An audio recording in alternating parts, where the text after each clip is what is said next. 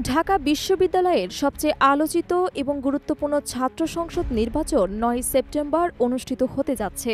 সাধারণ ক্যাম্পাস ইভেন্টের চেয়েও অনেক বেশি তা দেশের ভবিষ্যৎ রাজনীতির রূপরেখা নির্ধারণে গুরুত্বপূর্ণ ভূমিকা পালন করতে পারে বলে মনে করছেন রাজনৈতিক বিশ্লেষকরা। এই নির্বাচনের আরেকটি বড় আকর্ষণ হল নারীর ভোট। মোট ভোটার সংখ্যা ৩৯,৮৩২, যেখানে ছাত্র ভোটার ২০,৯০৪ এবং ছাত্রী ভোটার ১৮,৯২৮। নারী ভোটারদের সংখ্যা প্রায় সমান হওয়ায় ভোটের ভাগ্য গড়ে ওঠার ক্ষেত্রে তাদের প্রভাব অত্যন্ত গুরুত্বপূর্ণ হয়ে উঠেছে। ২০১৯ সালের নির্বাচনে ছাত্রী ভোটের শক্তির উদাহরণ পাওয়া যায়, যেখানে ছাত্রী হল থেকে পাওয়া ভোট নুরুল হক নূরের জয় নিশ্চিত করেছিল। ওই বছর ছাত্রী ভোটে নূর পান ৩,৪৮৮ ভোট, যেখানে তার প্রধান প্রতিদ্বন্দ্বী শোভন পান মাত্র ২,০৩৮ ভোট। নারীর ভোটের এই শক্তি এই নির্বাচনেও নির্বাচনী কৌশল পরিবর্তনে প্রভাব ফেলেছে। যেখানে ছাত্রদলের অবস্থান সামান্য দুর্বল, তারা এবার নতুন মুখ নিয়ে মাঠে নেমেছে।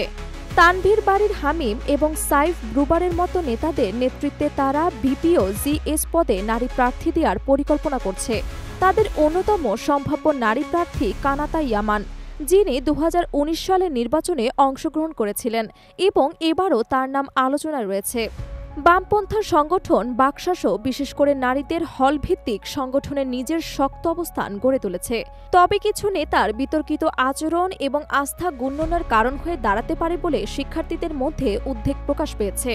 ইসলামী ছাত্র শিবির দীর্ঘদিন ধরে ক্যাম্পাসে বড় কোনো প্রভাব রাখতে পারেনি, কিন্তু এবার তারা নতুন করে ঘুরে দাঁড়ানোর চেষ্টা করছে।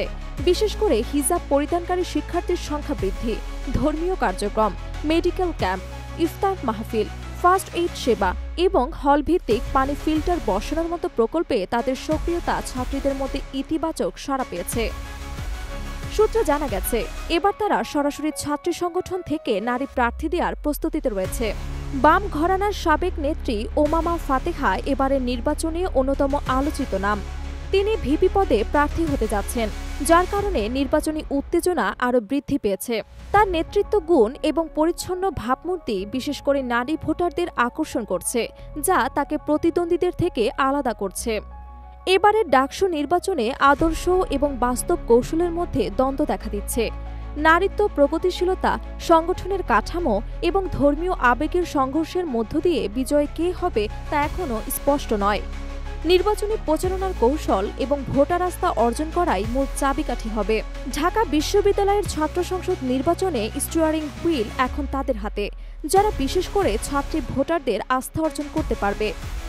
নারীর ভোট কোন দিক দিয়ে ঝুঁকবে সেটাই নির্ধারণ করবে আগামী দিনের রাজনৈতিক মঞ্চের চিত্র। আপনার মতামত এবং বিশ্লেষণ আমাদের কমেন্ট সেকশনে জানাতে ভুলবেন না। আরও বিস্তারিত এবং গভীর বিশ্লেষণের জন্য সাবস্ক্রাইব করুন এবং বেল আইকন টিপুন। নতুন আপডেট এবং নির্বাচনী বিশ্লেষণ পেতে আমাদের সঙ্গেই থাকুন।